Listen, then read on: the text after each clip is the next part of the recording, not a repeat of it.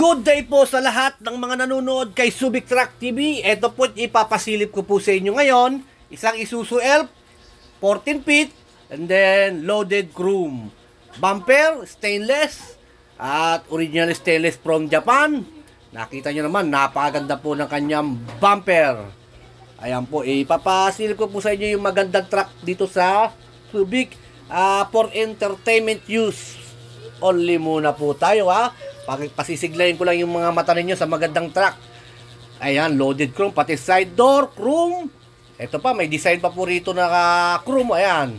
And then, side mirror, chrome din. Bagong bopping na po yan, And then, side panel, chrome. Yung harapan na mismo ng mukha ng truck, chrome na chrome. Sun visor, stainless. Ayan, napakaganda po ng sun visor niya, Ayan po, pati side mirror, pwedeng manalamin, Loaded chrome po. Ayan po, may design pa po rito sa loob. And then, ito po yung loob. Manual transmission. And then, brand new dashboard. Handbrake. Ayan po yung ibabaw niya. Meron pa rin siyang sa ibabaw, may lagayan ng mga documents. Pwede, maganda po. And then, ang truck po nito, nabili na po ito Pinapakita ko lang po sa inyo yung magandang truck. And then, 6 stud. 6 stud po. Ito po yung kanyang harapan. Loaded na loaded chrome. Ang makina po nito is 4HE1 inline turbo. Opo, turbo po yan loaded chrome na closed band. Isuzu Elf closed band. And then, Side grills po nito, stainless po, hindi po chrome, stainless po ito.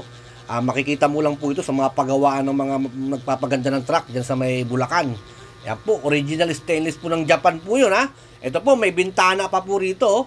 Ayan, pwede nyo buksan yung bintana na yan. Para sakaling magbe-business ka ng pwedeng buksan yan. And then pwede rin gawing bahay. May bintana, and then meron pa sing exhaust fan po yan para po makalabas yung init sa loob. Ipapasilip ko po sa inyo. Ayan po, pati yung tambol niya stainless na stainless. Sabay talsikan ng tubig dito sa sa gulong. Ayan napakaganda po ng kanyang truck po na ito. Ayan po yung likuran po niya, stainless din po yung sa ilalim. Ayan, stainless po yan. Yung lagayan ng plaka is original stainless po ng Japan yan. Hindi kinakalawang yan Hindi katulad ng stainless natin dito, kinakalawang Ayan po, galing Japan po yan Yung pintuan sa likod, naku, pwede ka rin malalamin, Manalamin, ayan, napaganda. Ito po yung exhaust fan niya.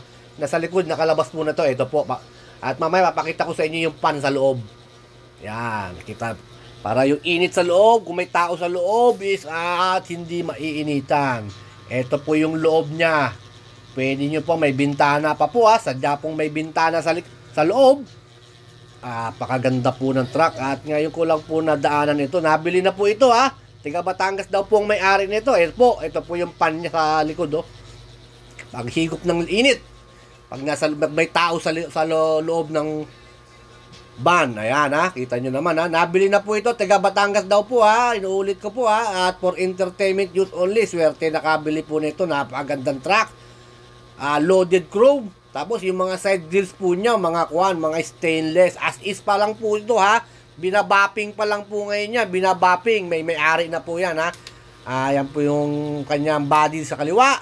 With side door na rin yung body niya Napakaganda po ng aluminum body. Napakaganda. 14 feet. NPR po ito NPR. Malapad. Ayan Kita naman ninyo. Napakaganda ng truck. Talagang kung makita mo ng personal, mapapaibig ka sa ganda po ng truck na ito.